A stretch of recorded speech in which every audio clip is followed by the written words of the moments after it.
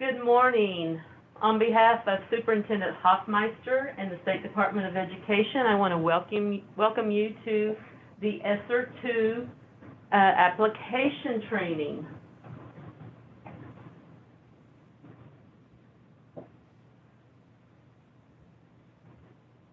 ESSER 2, in Oklahoma, we received over $665 million. The allocations are based on Title I federal year 2020. 90% of those funds will be allocated on a formula basis to the school district. I want to stress that the intent and purpose of the ESSER law is to prevent, prepare, and respond to COVID-19. Some of the uses of funds: any activity authorized by ESSER of 1965, that's one of the uses of funds. 2, to coordination and preparedness and response efforts of local education agencies with state, local, and tribal territorial public health departments and other relevant agencies to improve coordinated responses among such entities to, once again, prevent, prepare for, and respond to coronavirus. 3, providing principals and other school leaders with the resources necessary to address the needs of their individual schools. Activities to address the unique needs of low-income children or students, children with disabilities, English learners, racial and ethnic minorities, students experiencing homelessness, and other foster care youth, including how outreach and services delivery will meet the needs of each population. Developing and implementing procedures and systems to improve the preparedness and response efforts of local education agencies. Training and professional development for staff of the local education agencies on sanitation. Purchasing supplies to sanitize and clean the facilities, including your buildings operated by your agency. Planning for, coordinating, and implementing activities during the long-term closure, including providing meals to eligible students, providing technology for online learning to all students, providing guidance for carrying out requirements under IDEA, and ensuring other educational services can continue to be provided consistent with all federal, state, and local requirements. Purchasing educational technology, including hardware, software, and connectivity for students who are served by the local education agency that aids in regular educational interaction between students and their classroom instructors, including low-income students and children with disabilities. Providing mental health services and support. Number 11, planning and implementing activities related to summer learning, after-school programs, including providing classroom instruction or online learning during the summer months, and addressing the needs of the low-income students, children with disabilities, English learners, migrant students, students experiencing homelessness, and children in foster care. Addressing learning losses among students, including those children we mentioned before. By 12A is administering and using high-quality assessments that are valid and reliable. 12B, implementing evidence-based activities to meet the comprehensive needs of students. 12C, providing information and assistance to parents and families on how they can effectively support students, including in a distance learning environment. And 12D, tracking student attendance and improving student engagement in distance education. 13, school facility repair and improvements to enable operation of schools to reduce the risk of virus transmission and exposure to environmental health hazards and to support student health needs. 14, inspection, testing, maintenance, repair, replacement, and upgrade projects to improve the indoor air quality in school facilities, including mechanical and non-mechanical heating, ventilation, and air conditioning systems, filtering, purification, and other air cleaning, fans, control systems, and window and door repair and replacement. And last 15, other activities that are necessary to maintain operation of the continuity of service in local educational agencies and continuing to employ existing staff of the local education agencies. Now, all of these funds are considered federal funds, and they have to still abide by all of the uniform guidance, which is the 2 CFR 200.439, must have pre-approval from the pass-through agency before purchasing equipment over $5,000. So we have set up an email address for you to send information to us for pre-approval before you spend anything over $5,000. And the email is ESSER2approval@sde.ok.gov. And this is only for those expenses over $5,000 that you have to have pre-approval for. I want to stress again, all of those 15 uses of funds, you need to ask yourself, does this prevent, does this prepare, does this respond to COVID-19 for all of those 15 uses of funds? Prevent, prepare, and respond to COVID-19. Now I want to exit from this PowerPoint real quick, and I want to go to a website. This is the application. Can everyone see the application? No, we can't see it yet, Nancy. Okay. We're still seeing the PowerPoint. There you go. Okay. There it disappeared. Now can you see it, Gary? Yes, perfect. Thank you. Okay. So this is the application. So you will have to create it just like any other application, but it's very simple. It'll take you less than 5 minutes to complete. So you have an overview page that explains the program. You see where the funding period is. Now, because we're on a state fiscal year, when you spend money in fiscal year 21, those funds must be encumbered by June 30th, 2021. If you don't spend all of the funds, whatever's remaining, you will close out, and you can carry those funds over to the next fiscal year, and you have a period of availability through September 30th, 2023. These funds should be used with Fund 11.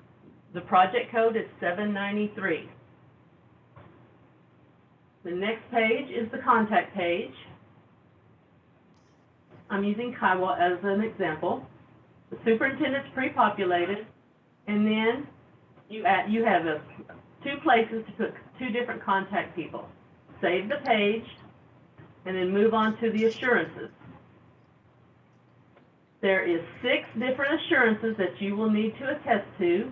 In attesting that, you check this box, sign your name, save the page. Once you save the page, the date pops up automatically. We've listed the uses of funds. And once again, I want to stress, when you use these activities, you've got to ask yourself the question: prevent, prepare, and respond to coronavirus. Next, you'll see your allocation. Then we've listed the OCAS function objects. Now we've listed everything that's in the book. And here's the object codes that you will use. Here's the function codes that you will use. Once again, ask yourself, am I spending something to prevent, prepare, and respond to COVID-19? We've also listed, just for your information only, what the state administrative cost allowability is. So if your ADA is more than 1,500, you're allowed 5%. If your ADA is between 500 and 1,500, you're allowed 7%. ADA less than 500 is 8%, and these are the codes that go along with administrative costs.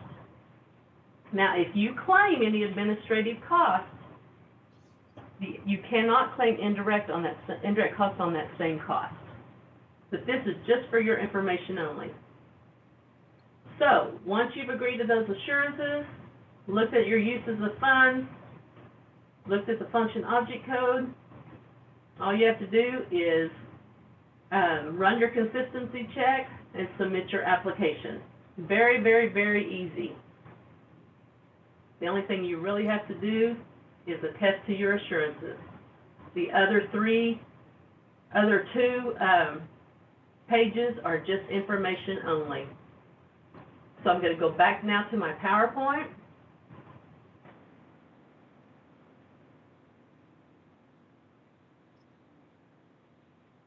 Once again, I want to stress, I can't stress this enough, prevent, prepare, and respond to COVID-19 with your expenditures.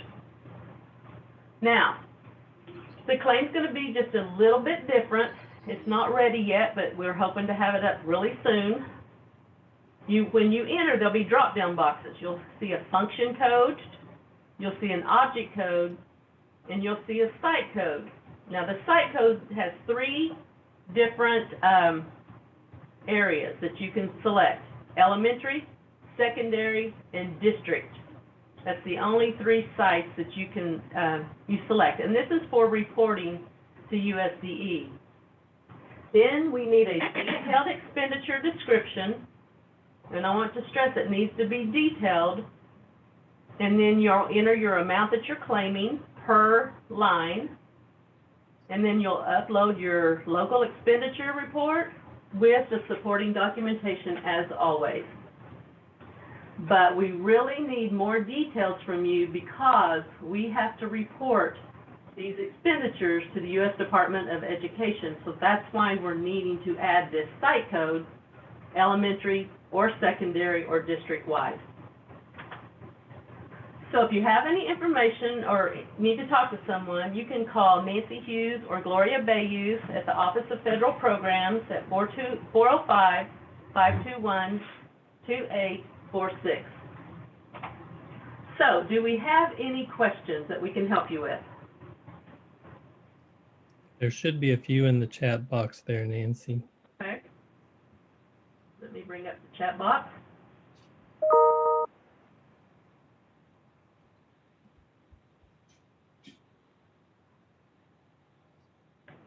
We'll post the PowerPoint.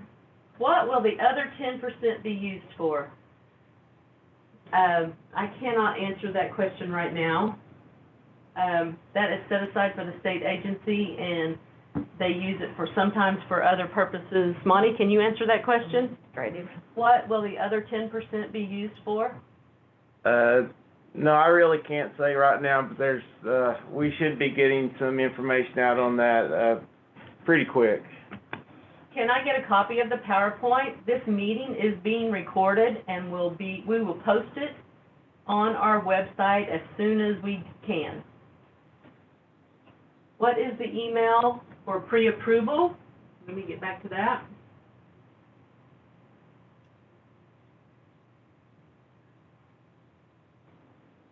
ESSER, ESSER, which is 2, approval at sde.ok.gov. Once again, this PowerPoint will be on the, we'll put it on our website as soon as it's recorded, and then you'll see that. Another question.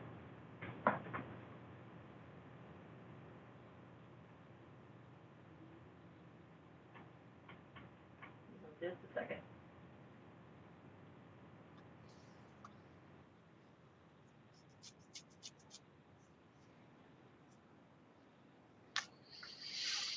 So there is no budget that has to be approved.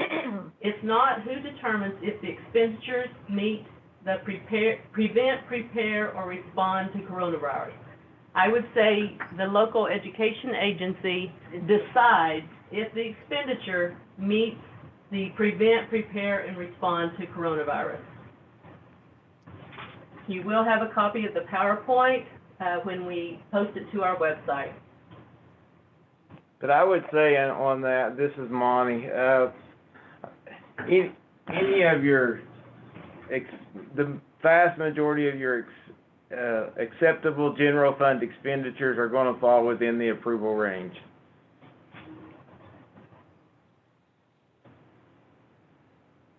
What about local maintenance of effort?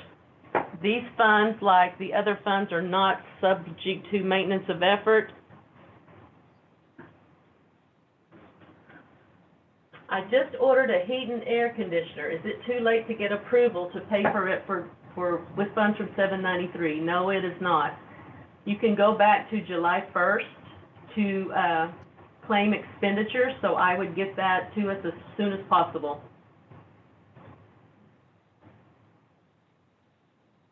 Did you say that any expenditures over $5,000 had to be pre-approved?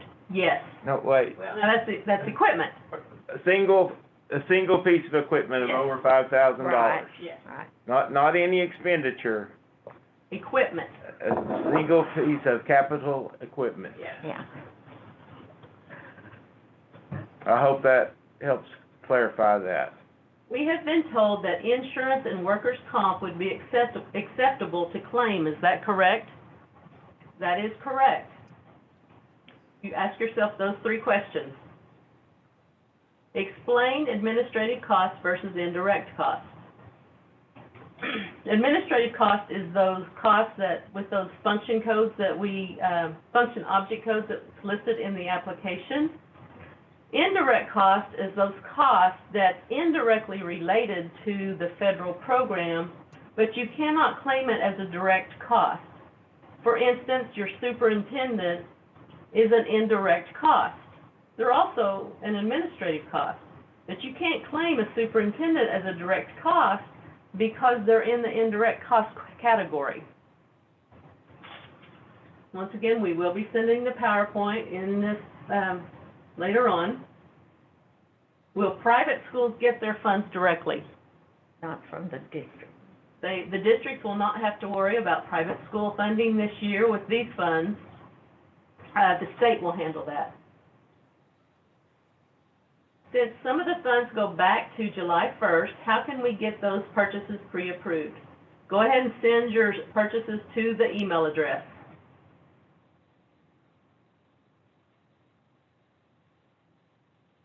If we have ordered purification systems that are over $5,000, can we get approval and move from our general fund to Yes, you can. You can move those to Project 793. If we are currently lease purchasing a bus, can we use these funds to pay off the lease purchase? We are using the bus to add additional routes for social distancing purposes. Yes. When can we start assessing this money? Right now. You have the money. As soon as you send in your application, you have the money. Will we have to pay federal matching on teacher retirement salaries? At this time, we will. I've told there is possibly some relief coming on that through the legislature, but at this time, you would have to. Does the uploaded claim need to say elementary, secondary, district for each item? The uploaded claim will not have to, but in the GMS system, you're going to have to tell us, is this an elementary, is this a secondary, or a district-wide item? Because I know that your system is not set up for elementary, secondary, or district. I had heard that you can pay electricity. What is the percentage that can be used toward that? I don't think we can answer that question. You just have to figure out how much electricity you're using to prepare, prevent, or respond to coronavirus. Can these funds be used to pay existing teacher salaries for this year? We are hearing that this can be done. Yes.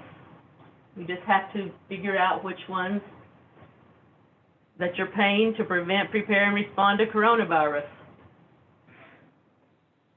Under what circumstances can districts claim both administrative costs and or IDC? Or can they? They cannot claim both. If you claim administrative costs, you cannot claim indirect costs on that administrative cost. Thank you, Monty, from Chance. July 1st, 2020, question mark. That's when you can start spending your ESSER 2 funds. Will we still need to meet special education MOE? Yes. You still need to meet ESSA MOE too. Does ESSER 1 have to be spent before ESSER 2? I only ask because the allowable expenses are different for each one. We understand that, and the USDE recommends that you spend ESSER 1 before ESSER 2, but we know you have salaries in ESSER 1. It's divided by 12 months. So you may be spending these funds at the same time. Now, ESSER 1, you have till 2022 to spend these funds. ESSER 2, you have 2023 to spend these funds. So you have a longer time to spend those funds. Can we go back to the beginning of the year to pay salaries for teachers? Yes, you could go back to July 1st. Does this money have to be spent this fiscal year, or will it carry over? Yes, this money will carry over. You have until September 30th, 2023 to spend this money. How will the ESSA MOE formula change? It will not change. You have to meet ESSA MOE by 90% with your state and local funds. Another question, can we use these funds for 2021, 2022, or does it have to be claimed by June 30th, 2021? Once again, you have till September 30th, 2023 to spend these funds, so you can carry it over until then. If you recode general fund expenses to ESSER 2 funds, will that cause issues with ESSA MOE? It possibly could. All salaries that are used with 793 funding have to have federal matching. At this time, yes. I haven't seen anything. I would think they might, but it's like that Title IV waiver. We have added a position of Director of Distance Learning this year. Is this salary an allowable expense? That is up to you as a local district. Is that Distance Learning Director? You have to ask yourself a question. Is it to prevent, prepare, respond to coronavirus? If your answer is yes, then it is an allowable expense.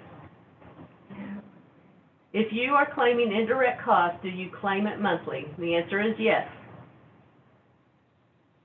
Will you have to pay federal matching for substitutes required due to teachers out for COVID?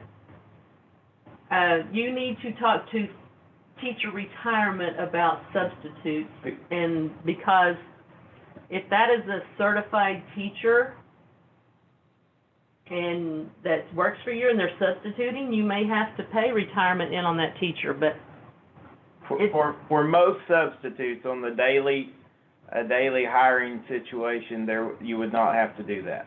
Right, because they wouldn't be subject to teacher retirement at all. Long term, maybe. Can utilities be paid with ESSER 2 funds? That's up to the local district if those utilities are to prevent, prepare, and respond to the coronavirus. If your response to the coronavirus are to keep your bills paid and keep the doors open and do those things to meet the needs of the students, then it would be an allowable expense. Will the funds come directly into our bank accounts once we submit the application? No. The application gives you the allocation, and then you have to file claims just like other federal funds in order to receive the funds. Can we pay the lease on our building? That is also a local decision. I recently attended the training put out by OSSBA. They stated that any expense in Fund 11 would qualify, such as electric, gas, lease purchase on lights, county reevaluation fees, etc. Is this true? Once again, this is a local district decision to decide how you're going to spend these funds on those three different reasons like we have emphasized. Another question, if existing teacher salary can be paid, are they required to complete time and effort documentation? And the answer is yes. These are federal funds. It's part of UGG, when you can't change that. How can they meet MOE with this amount of money? Now, this is federal money. Your MOE is based on your state and local money. So you would have to maintain your state and local expenditures by 90%, or with special education, that would be at 100%. Another question? There is no other MOE versus ESSER MOE and special education MOE. There's not another one. Can you spend until 2023, but all have to be encumbered by June 30th, 2021? No. You go by your fiscal year. So stay with your encumbrances within your fiscal year. It just rolls You might want to over. clarify that a little bit. It rolls over. Okay, so you encumber money for this fiscal year at June 30th, 2021. Any unspent money or unobligated money will roll over to 2022. Any money that you don't spend in 2022 will roll over to the next fiscal year until September 30th, 2023. If we go back to July 2020 and pay salaries, will we also be charged the teacher retirement penalty for not filing them on time? We can't answer that question. We can't, but we can talk with teacher retirement, and as a matter of fact, we'll get something moving on that today. Please give an example of an expense that will not be allowed. This is once again a local decision. The local education agency decides what expense is allowed to prepare, and respond to coronavirus. Can we purchase activity buses to socially distant students on activity trips? UGG does not allow federal funds to be spent on student activities, but we have asked this question of USDE and we're waiting on a response from them. Can you purchase a bus with these funds? You can purchase a route bus to socially distance your students.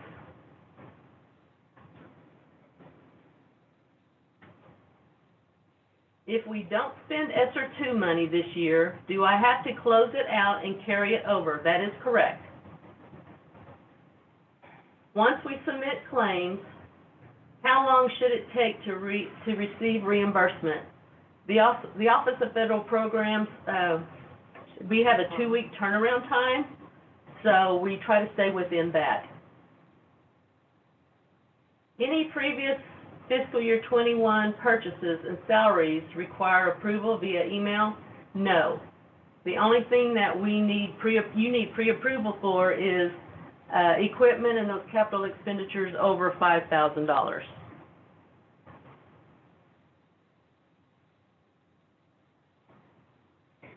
The administrative costs are I don't understand how IDC would conflict with administrative costs. Can you help? You can claim 5% for administrative costs, but if any of those can be considered indirect costs, you can't claim them both. I think the confusion is that I understand supplement versus supplant doesn't apply to ESSER 2 funds. That is correct. Supplement does not apply to this. But also remember, supplement, not supplant, does apply to Title I. This is ESSER 2, not Title II. Another 90% of state and local funding. What if state funding goes down more than 90% next year for the school? How do they meet that 90%? If you're referring to MOE, there's also a waiver that you can apply with USDE. if you do not meet maintenance of effort. But your revenue has to go down. Yeah, within a 5-year period. Will SPED receive ESSER 2 money as they did with the first round of money? You can spend these funds however you need to. If you need to spend them on your special needs students, you can do that. Will time and effort log need to be kept for personnel salaries? And that is correct. Is there a list of what IDC covers? We do not have a list right offhand.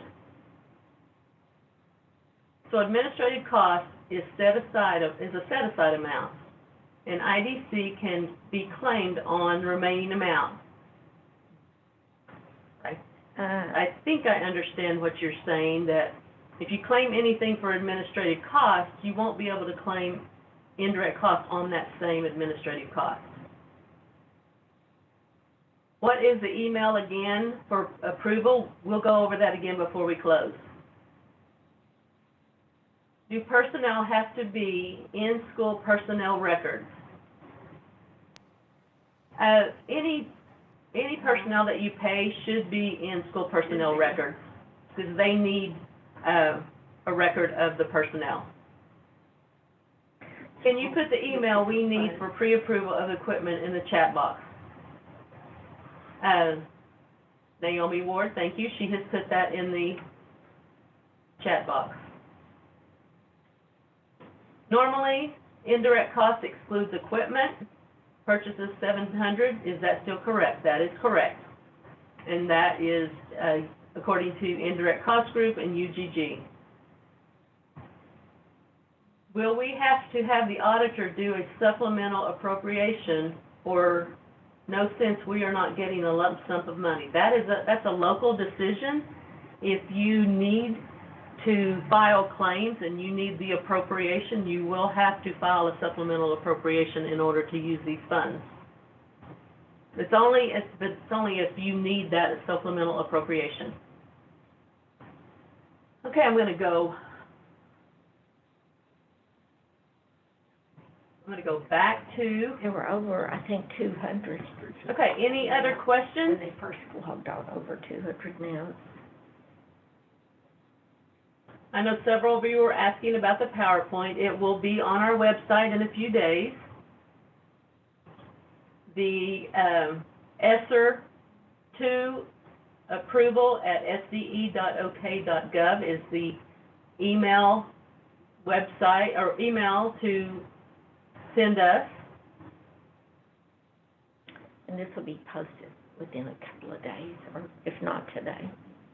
Another question, did you say waiting on approval to be able to spend on activity buses?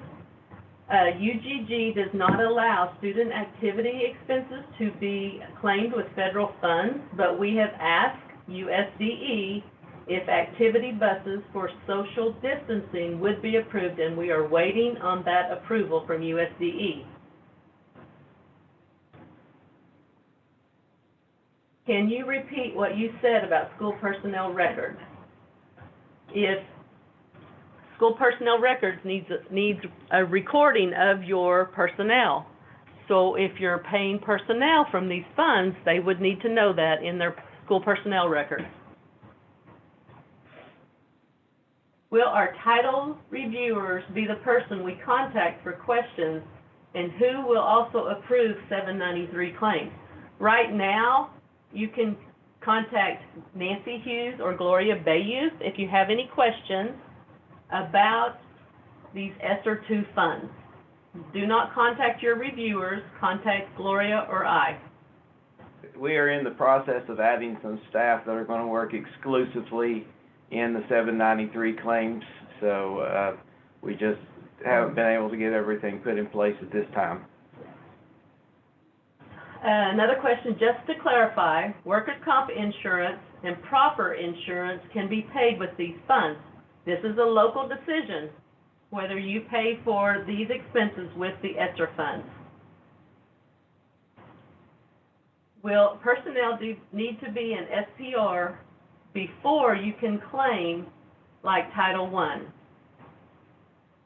No. That is not, we need you to put the personnel in SPR, but you don't have to have them in SPR to claim them with ESSER 2 funds. But you do need to put them in SPR.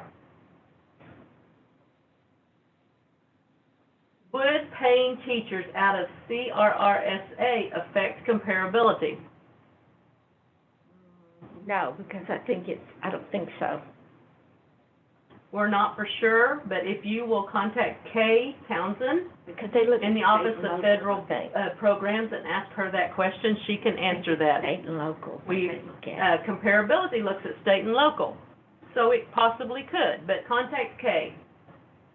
I don't think these funds will. Any other questions? Number of students. And I really expect some more guidance from DC on things like comparability and maintenance of effort at the state level right now. The guidance for maintenance of effort especially has been directed at the state to make sure that states continue to fund education at the same proportional amount as they have previously. And so I really look to get some more guidance in that area, hopefully soon. But there is a lot of transition in DC right now, so it may not come as quick as we would like. Okay, I'm going to share my screen again and bring this PowerPoint back up. Can you see this PowerPoint?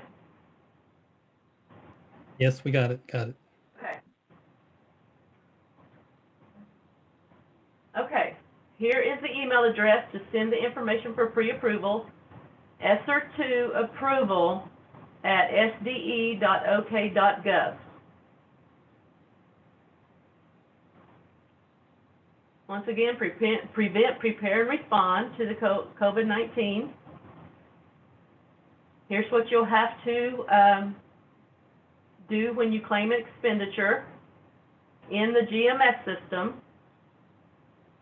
Function code, object code, site, which is elementary, secondary, or district, a very detailed expenditure description, the amount claimed, and then upload your expenditure report with your documentation. Here's the phone number for the Office of Federal Programs, 405-521-2846. Ask for Nancy Hughes or Gloria Bayou if you have any questions.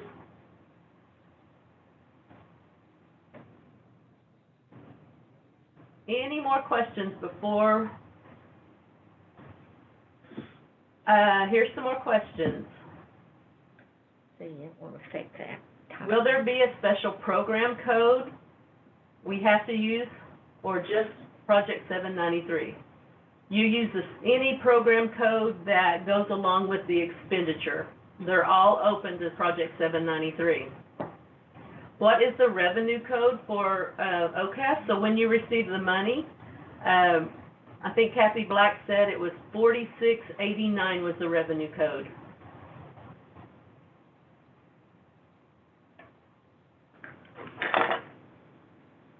Could you share the code page again? The codes are almost every code in the OCAS manual. So if you'll just check your OCAS manual and look in that, there's every code. Almost every code. There's a few that would not be approved, but almost every code's in there. It's in the application. And we also have it in the application, so you can just pull up that application. The function codes and object codes are there for your information. Nancy, the acceptable codes are Yes, stated in the application. yes. If you'll look in your application, all the codes are there. Yes, you have those. They're all located there. So do salaries need to be pre-approved? No, just equipment and those capital expenditures over $5,000. Salaries do not need to be pre-approved. Will invoices be required on the claims? That is correct, they do. I got info on activity bus. What about a regular route bus? A regular route bus for social distancing would be allowed. Where will the recording be available? It will be available on the Office of Federal Programs website. What about the primary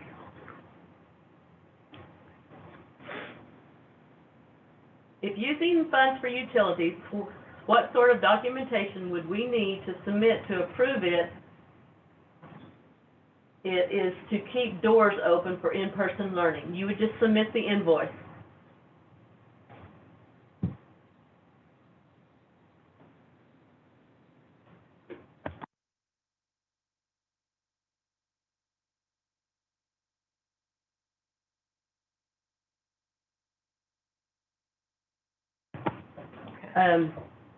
Okay, any other questions?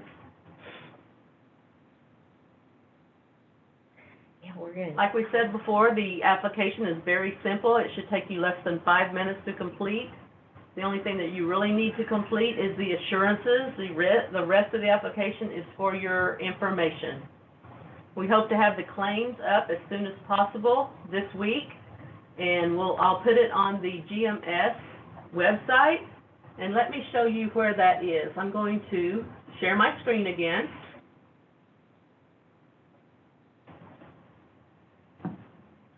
So when you go to the main menu, below the main menu is a bunch of notices. So if you could read those, and it'll give you some good information. And this is where, once the claims are up, I will put that on this under federal programs when the claim is ready for you to start spending money.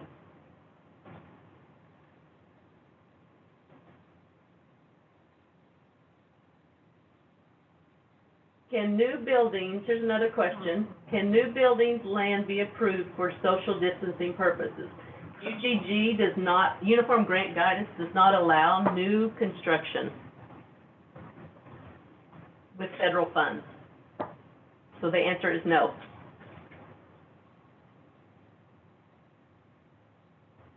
Okay, any last questions before we end our meeting? If you think of something later, just go ahead and contact Gloria or I at that phone number. Another question, can renovations be done to existing buildings? Yes, if those renovations are to prevent, prepare, or respond to the coronavirus, those can be done. Could you use our federal program director as administrative costs and then use day-to-day items for indirect costs? That is correct.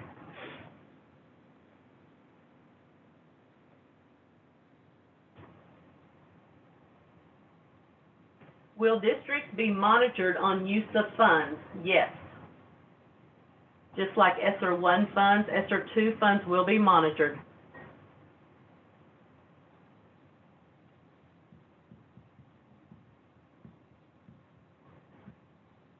Okay, any other questions? All right, we want to thank you for listening, and you had some great questions.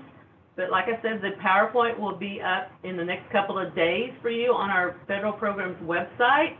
But if you have any other questions, lowercase, just give us a call or email us. My email address is nancy.hughes@sde.ok.gov. Gloria's is gloriabayous@sde.ok.gov. or Monty Guthrie at sde.ok.gov. Thank you once again, and we hope you have a great day.